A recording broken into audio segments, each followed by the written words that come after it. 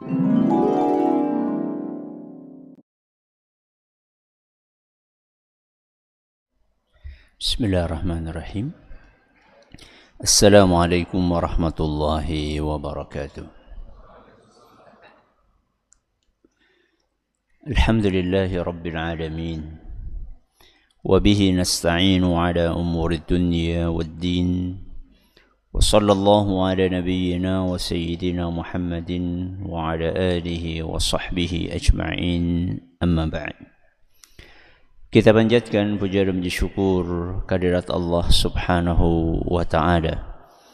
Pada kesempatan malam yang berbahagia kali ini, tanggal 6 Zulhijjah 1445 Hijriah atau yang bertepatan dengan tanggal 12 Juni 2024.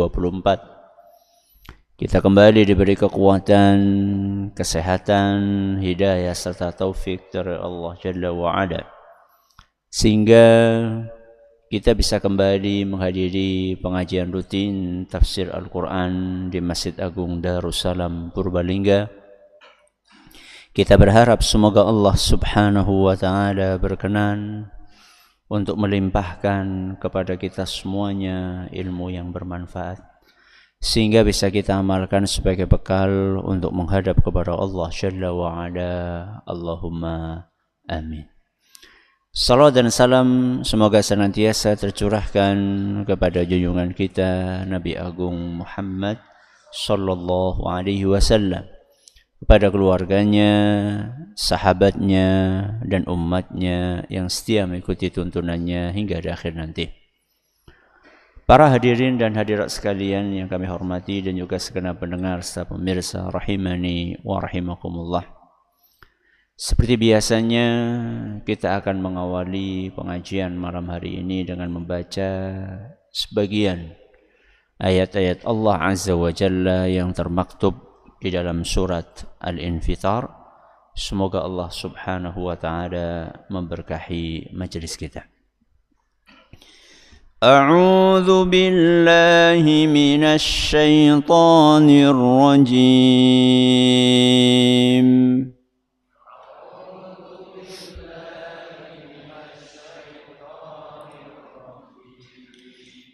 يا أيها الإنسان ما غرك بربك الكريم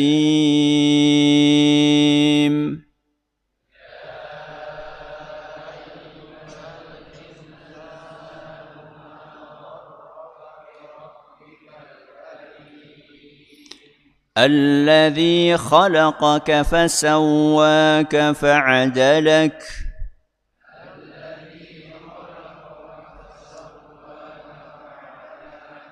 في أي صورة ما شاء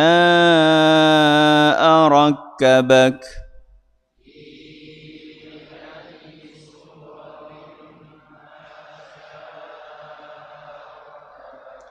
كلا بل تكذبون بالدين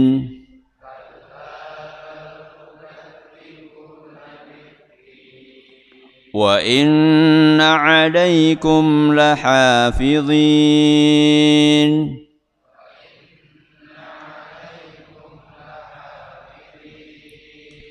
كراما كاتبين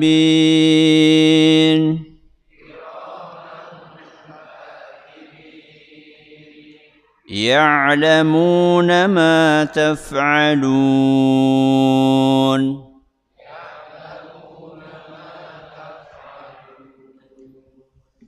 Jamaah sekalian rahimani wa rahimakumullah, ayat yang terakhir kita bahas, ayat keberapa? Ayat yang kelima. Dengan berakhirnya pembahasan tentang ayat yang kelima, berarti berakhir pula sub pembahasan pertama yang ada di dalam surat Al-Infitar, yang temanya adalah tentang pemaparan beberapa peristiwa di hari kiamat. Jadi dari ayat 1 sampai ayat berapa? itu adalah paragraf yang membicarakan tentang beberapa peristiwa di hari kiamat.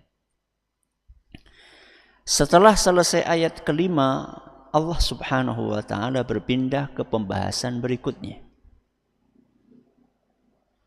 ke sub judul berikutnya. Apa isi dari paragraf berikutnya? Adalah kecaman terhadap orang-orang yang tidak percaya dengan adanya hari kiamat. Apa isinya? Kecaman terhadap orang-orang yang tidak percaya dengan adanya hari kiamat. Paragraf kedua ini mulai dari ayat ke-6 sampai ayat yang ke-12. 6, 7, 8, 9, 10, 11, 12. Berapa ayat? 7 ayat. Jadi mulai malam hari ini sampai ayat yang ke-12, insya Allah kita akan membahas tentang sub pembahasan yang kedua yang terkandung di dalam surat Al-Infitar, yang berisikan apa? Kecaman bagi orang-orang yang tidak percaya dengan hari kiamat. Dan malam hari ini kita akan mengkaji satu ayat, yaitu ayat yang ke-6. Ayat yang ke-6 ini apa bunyinya? Ya ayyuhal insan, wahai manusia, ma gharraka, apa yang menyebabkanmu terpedaya sehingga engkau berbuat durhaka kepada siapa? Bi rabbikal karim, kepada Tuhanmu yang maha dermawan. Kita ulangi, apa bunyi ayatnya? Ya ayyuhal insan, wahai manusia, ma gharraka, apa yang membuatmu terpedaya, apa yang membuatmu tertipu sehingga engkau berbuat durhaka. Durhaka kepada siapa? Bi rabbikal karim, kepada Tuhanmu yang maha dermawan, yang maha pemurah. Ayat ini dibuka dengan sebuah panggilan. Panggilan itu berbunyi ya ayyuhal insan, wahai manusia. Manusia yang mana? Semua? Betul. Menurut mayoritas ulama, sebagaimana yang dituturkan oleh Imam Ibnu Ashur rahimahullah, bahwa yang dimaksud dengan al-insan di sini adalah manusia secara umum. Berarti kulo kali panjenengan masuk enggak? Masuk. Dan begitu seharusnya ketika kita membaca Al-Quran. Jadi kalau kita membaca Al-Quran itu, rasakanlah bahwa kita sedang dipanggil oleh Allah. Siapa yang manggil? Kalau dipanggil sama Allah terus enggak mendengarkan, enggak menyimak, pripun? Pantas atau tidak? Tidak pantas. Wong dipanggil pejabat aja datang terkopoh-kopoh. Pak Anu, nggih, pripun Pak Presiden? Tolong ya, malam ini juga ke Jakarta, ke istana. Pripun jawabnya? Siap. Mbuh golek duit kang nanti pokoknya apa? Siap. Subhanallah. Ini yang manggil kita siapa? Allah Azza wa Jalla. Apa sih yang membuat kita ini kalau membaca Al-Quran tidak fokus, malah ngantuk? Ya. Kenapa sih? Karena kita ini nggak merasa lagi diajak bicara. Kita pikir, oh bukan saya maksudnya. Ini penyakit ini. Penyakit. Apalagi kalau sudah Allah berfirman, ya ayyuhalladzina amanu. Wahai orang-orang yang beriman. Apa kata para ulama? Fa'ar'ihi sam'ak. Kalau sampai Allah Azza wa Jalla sudah memanggil wahai orang yang beriman, maka dengarkan baik-baik. Pasang telingamu baik-baik.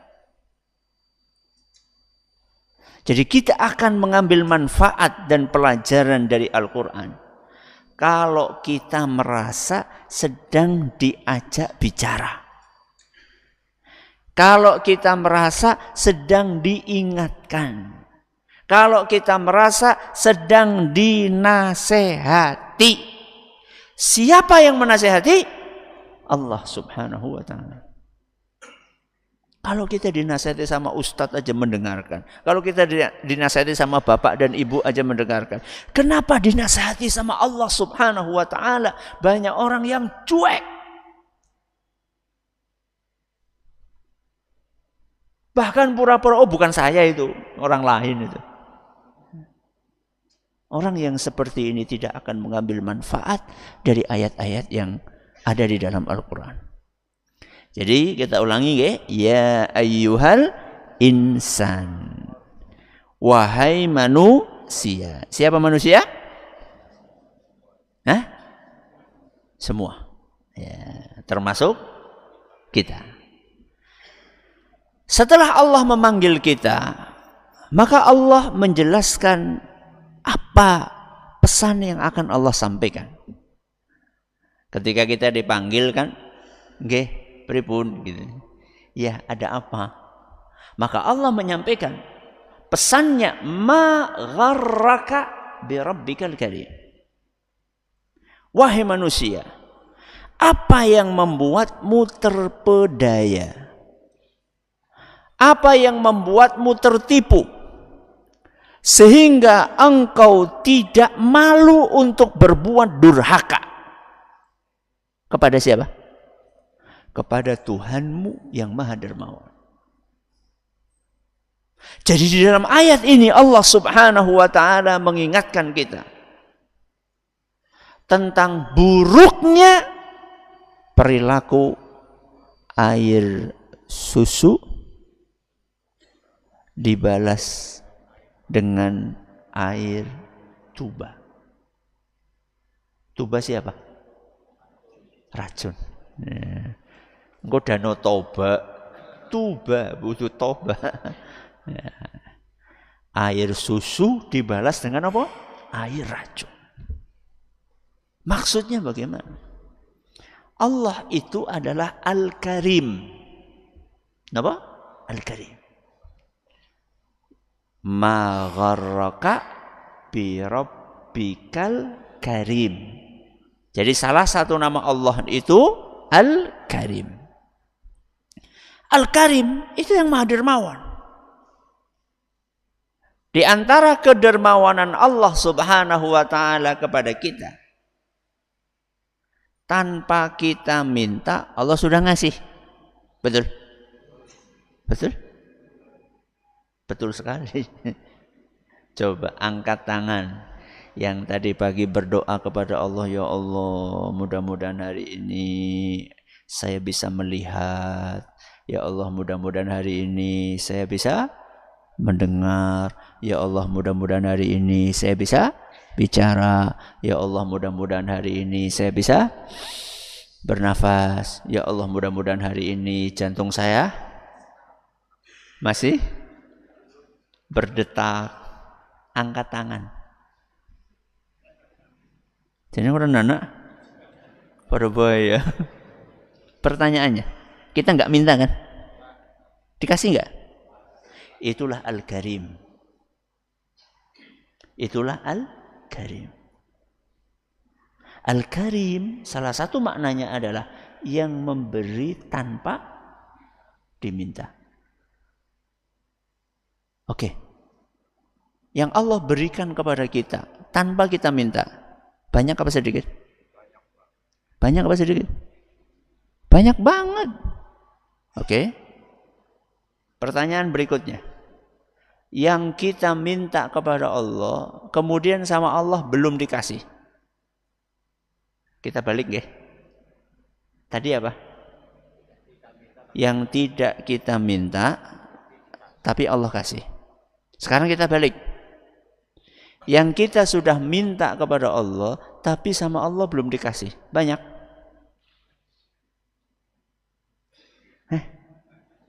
Banyak.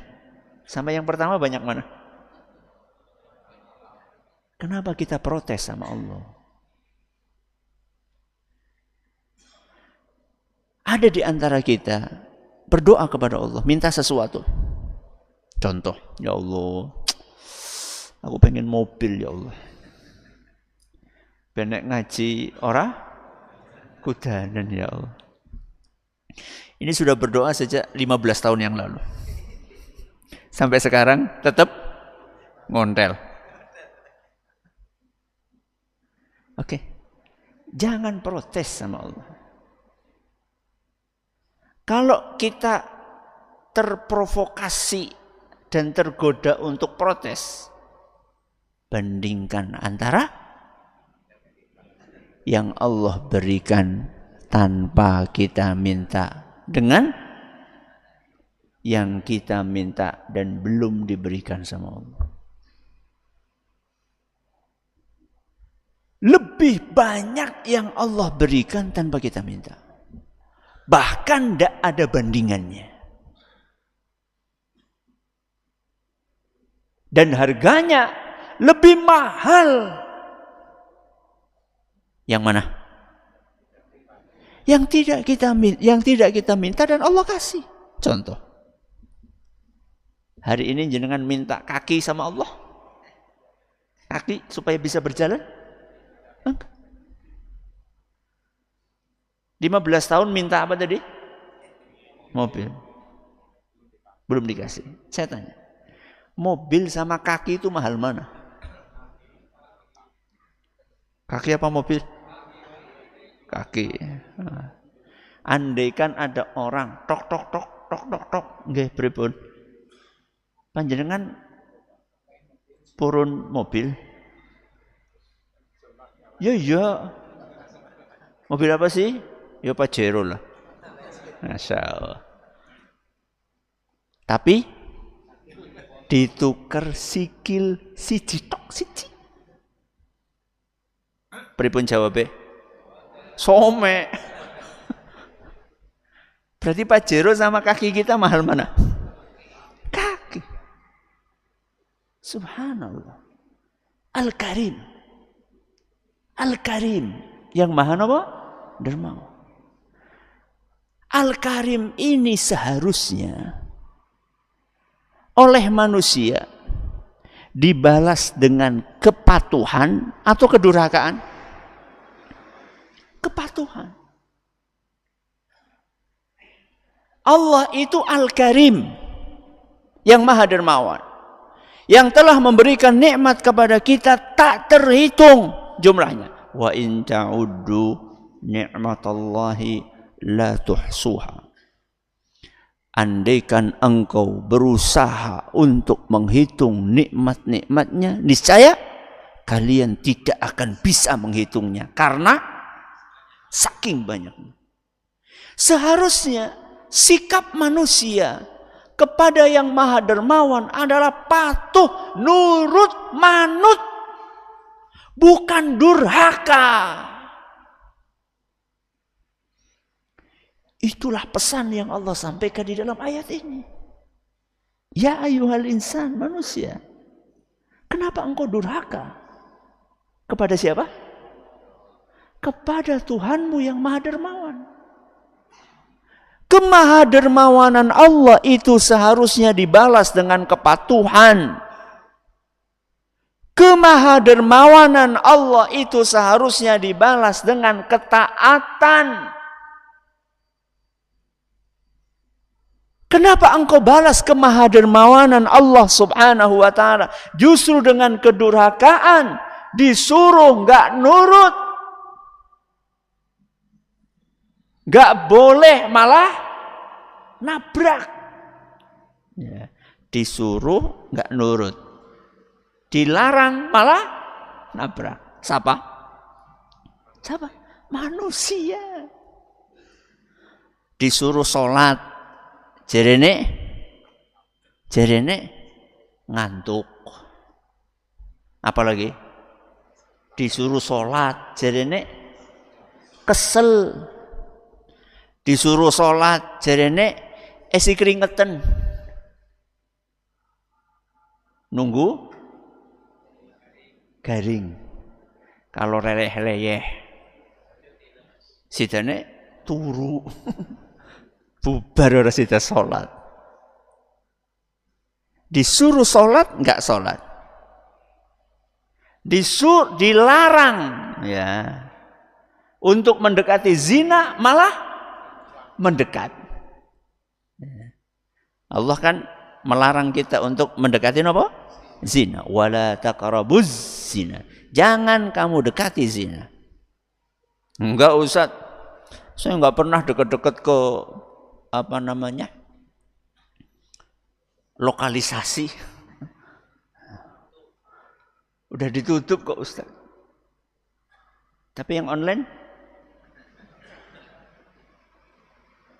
Orang sing jawab ya. Berarti orang tahu ya. Zina itu kan ada prolognya. Zina itu ada apa? Ada prolognya. Enggak ujuk-ujuk zina. Diawali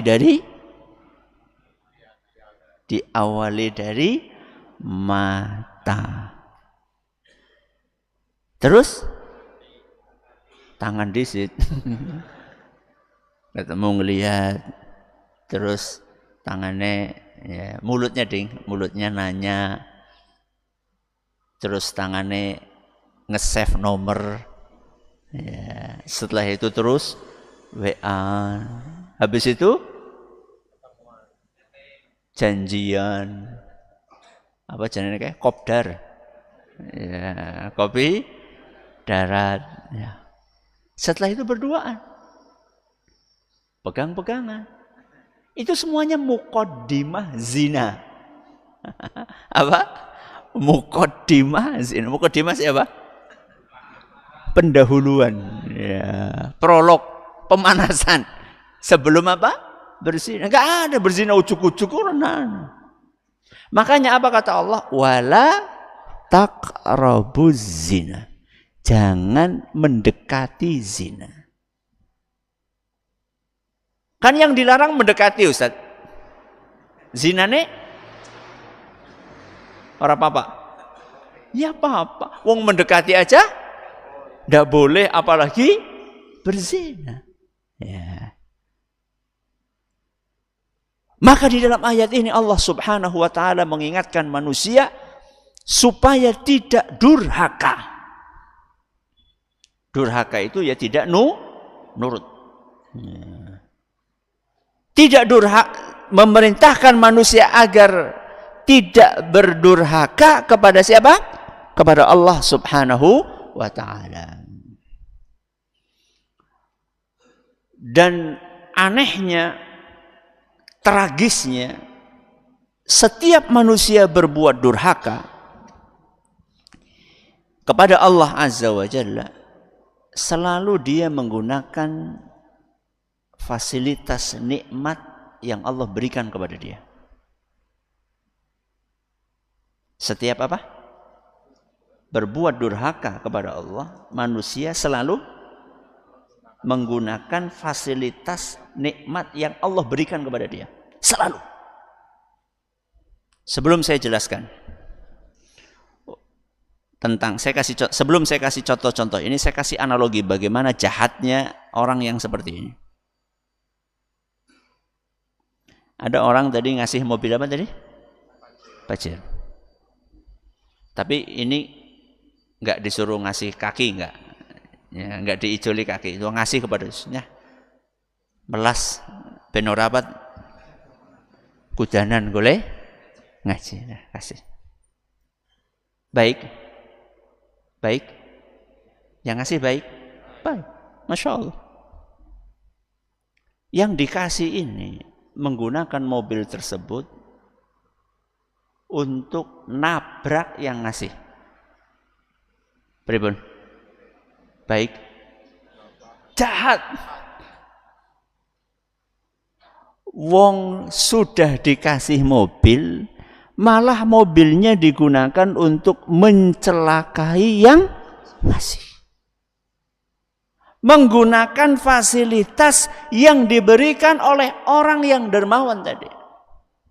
Jahat. Pertanyaannya, ini analoginya ya. Pertanyaannya, manusia itu ketika melanggar aturan Allah, ketika dia berbuat maksiat kepada Allah, dia gunakan apa buat bermaksiat?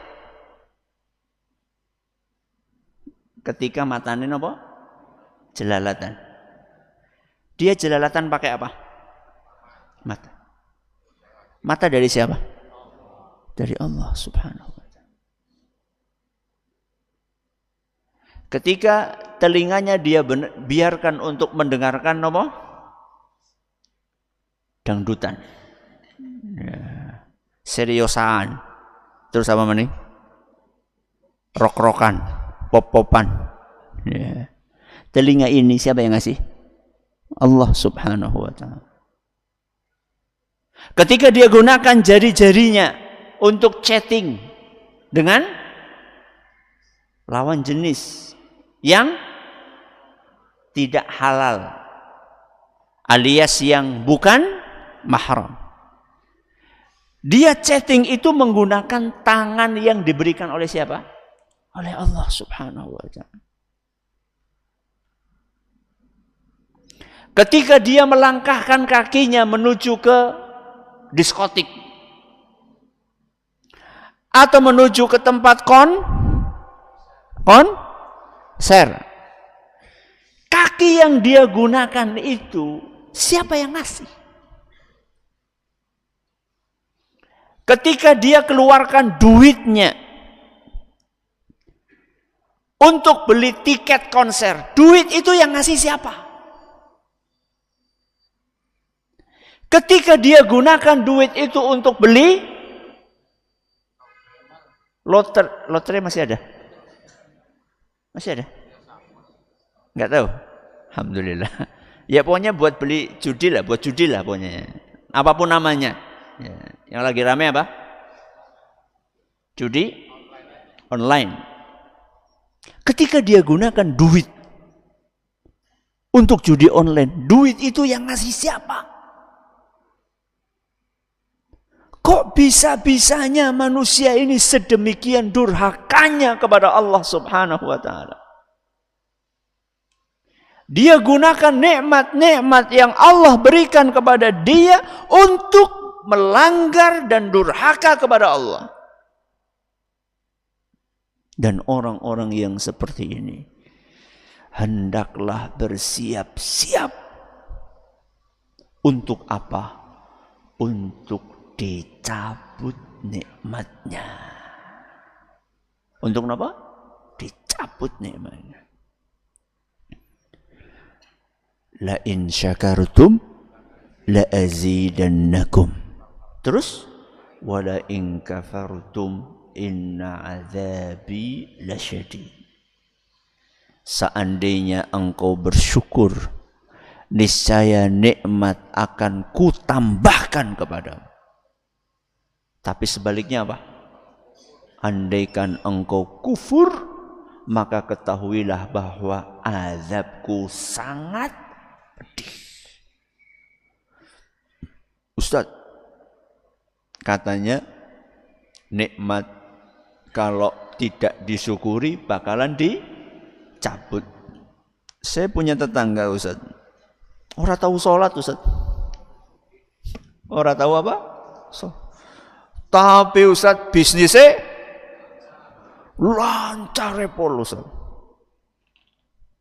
Berarti nikmatnya ditambah apa dicabut?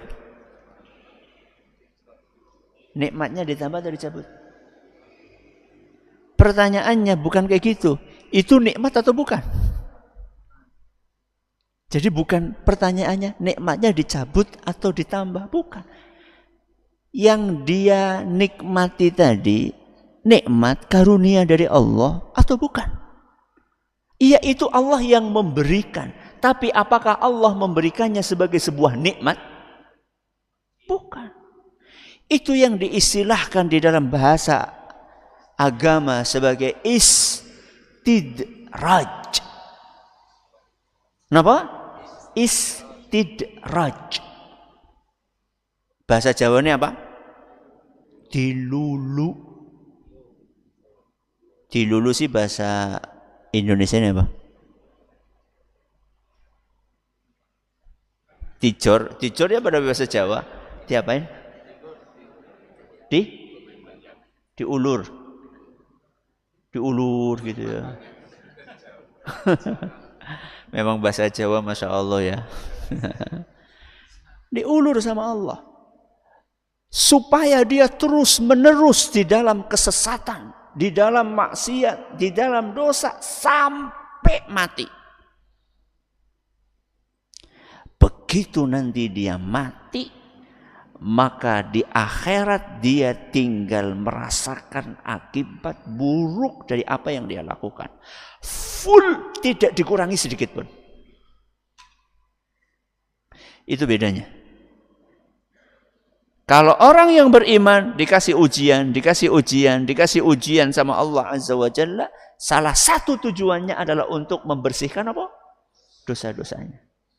Sehingga nanti ketika dia mati, dia menghadap kepada Allah Subhanahu wa taala, dosa-dosanya sudah berkurang, bahkan mungkin sudah bersih, tinggal masuk surga. Enak sing di.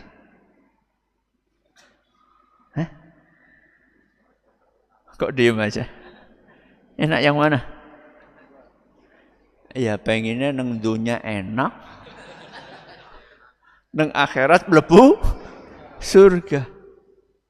Boleh kita punya cita-cita seperti itu? Boleh. Boleh, punya angan-angan seperti itu boleh. Tapi kemudian Allah menentukan apa? Ridho. Kenapa? Ridho. Diterima. Setiap pagi kita kan membaca doa, Allahumma inni as'alukal afwa wal afiyata fid dunya wal akhirah. Setiap pagi juga kita membaca Allahumma afini fi badani, Allahumma afini fi sam'i, Allahumma afini fi basari. Ya Allah, berikanlah afiat kepada tubuhku. Minta kesehatan. Kok ternyata sudah baca doa itu, hari itu sakit. Beripun? Ridho. Kenapa? Karena ketika kita sudah minta, kemudian oleh Allah Azza wa Jalla permintaan itu tidak dikabulkan, atau belum dikabulkan, malah kita diuji, bertolak belakang dengan apa yang kita minta, maka pasti ada hikmahnya. Ada apa? Hikmah. Dan salah satu hikmahnya tadi adalah menggugurkan dosa.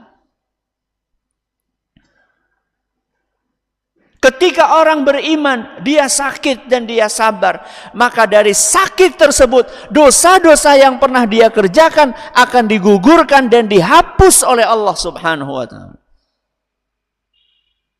Sehingga nanti ketika datang di hari kiamat, dosa-dosanya sudah berkurang, bahkan bersih. Ya. Berarti tinggal apa? Masuk surga. Enak? Enak. Berarti minta sakit yang parah, nggih. Nggih napa mboten? Mboten. Kenapa mboten? Karena belum tentu sabar. Belum tentu napa? Sabar. Minta, ya Allah, saya pengen dosa-dosanya napa? Bersih. Berikanlah penyakit yang berat sekalian. Biar dosanya bisa bersih, terhapus semua. Begitu dikabulkan sama Allah, orang tahan, malah kendat. Malah bunuh diri. Nggak boleh. Kita disuruh minta afiat. Tadi itu, Allahumma afini fi badani. Tapi kok kemudian Allah kabulkan atau tidak kabulkan, itu terserah Allah. Yang penting kita sudah napa? Minta. Allah yang paling ngerti apa yang terbaik untuk kita. Allah yang paling napa?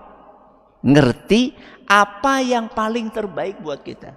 Wallahu ya'lamu wa antum la ta'lamun. Allah itu yang tahu sedangkan kalian wahai para manusia tidak tahu. Aneh pada sok tahu.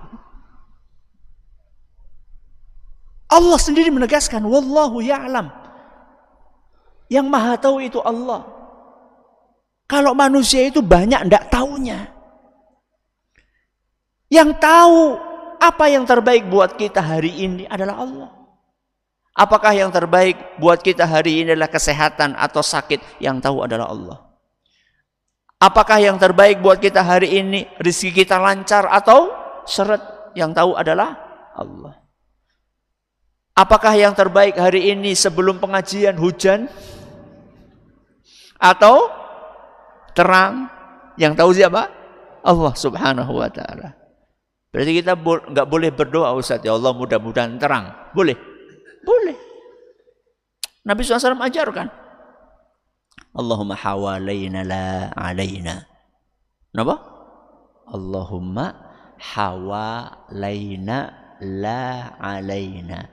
Ya Allah, aku mohon semoga hujan ini diturunkan bukan pas di atas kami, tapi Engkau turunkan di lembah, di mana bitis syajar, di hutan, di laut. Boleh kita berdoa. Jadi kalau kita nggak pengen hujan atau hujannya sudah turun kita pengen berhenti, itu bukan buang. Ya Allah, buang selempak. Mengendi? Payon, ya Allah, ya Rabb. Wis ngaji sih kayak gue. La haula wala quwwata billah. Doa Allahumma hawalaina la alaina. Itu kebalikannya kalau minta hujan, Allahumma aghithna. Kenapa? Allahumma aghithna. Ya Allah, turunkanlah hujan yang lebat kepada kami. Jadi apapun yang ditakdirkan Allah pasti itu yang terbaik. Jadi pesan yang Allah sampaikan di dalam ayat ini adalah peringatan keras kepada manusia, jangan sampai manusia terperdaya sehingga berbuat durhaka kepada siapa? Allah Azza wa Jalla yang maha dermawan. Seharusnya kemahadermawanan Allah itu bukan dibalas dengan kedurhakaan, tapi dibalas dengan kepatuhan dan ketundukan serta ketaatan kepada Allah Subhanahu wa ta'ala. Semoga apa yang kita pelajari bermanfaat bagi kita semuanya. Terima kasih atas perhatiannya. Mohon maaf atas segala kekurangannya. Kita akhiri dengan doa kafaratul majlis. Subhanakallahumma bihamdika asyhadu an la ilaha illa anta astaghfiruka wa atubu ilaik. Assalamualaikum warahmatullahi wabarakatuh. Jangan lupa untuk subscribe dan share bila kajian ini dirasa bermanfaat.